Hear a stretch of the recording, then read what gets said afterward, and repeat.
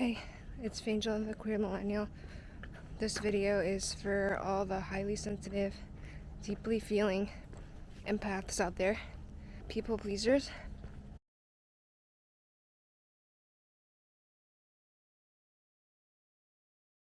Growing up as a sensitive kid, I would see my brother in high school going out late at night to parties and whatever, and I would be the one at home watching my mom be all stressed out and worried, and me being the way that I am, I vowed to myself that I would never do that to my mom. I would never go out and make my mom worried. I wouldn't do anything that made my mom stressed out like that. Why did I take that on by myself? I don't know. But that's the way that I was. And even though I wasn't a big partier, I don't really enjoy that stuff, I still didn't live my full life in other ways. And so I repressed my emotions. My emotions came second. And my emotions sometimes were an inconvenience to others.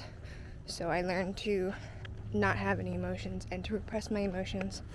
And there's only so much that you can repress until you reach a point where your mental health is suffering.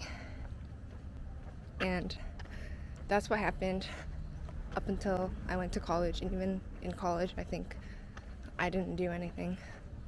And I didn't really live my true, authentic life. And my mental health was suffering. And when your mental health suffers, it really seeps into every aspect of your life. And you can't really live fully. And so that was the point where I went to therapy. And one of the first things that I learned in therapy was to learn how to feel my emotions again and identify them.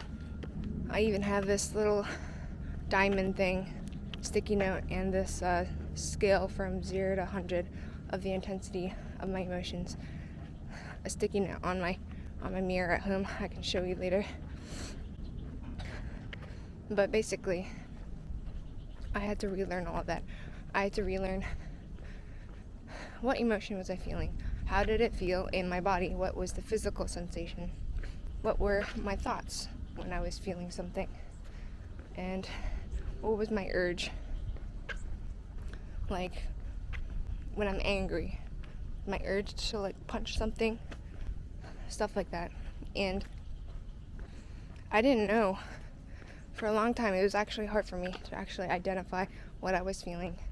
And not only that, it was difficult for me to identify how intense that I was feeling it, because before I was just repressing it, and I would say, I'm not feeling anything, I can handle it. And the next thing I know, on a scale of 0 to 100, I'm at 80, and I'm about to lose my mind. And so part of learning how to be aware of my emotions was putting my intensity of my emotions on a scale, just at regular times and at times when I am in distress. And so throughout this process of learning how to do that, I learned how to listen to myself again.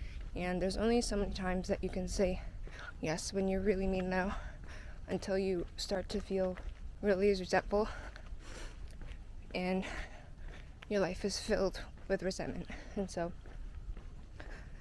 throughout learning this, I learned to put my feelings at the forefront. I wanted to make this video because earlier this week, my mom called me and we were just chatting, and she asked me how things were going with Sean. And I said, good, just nothing new, everything's normal. And obviously, I'm more future focused than that, right? I have, plans. And I didn't say anything about them, though, because I was all right, something's going on. There's a big silence. She is getting ready to say something that is difficult for her to say, and it's going to be difficult for me to hear. And during the silence, I was just trying to self-regulate. I was breathing. I was telling myself, all right, just let the feeling pass through you. Let the feeling pass through you, and don't let it come and hit you and take over your life. That is what I was telling myself the whole time.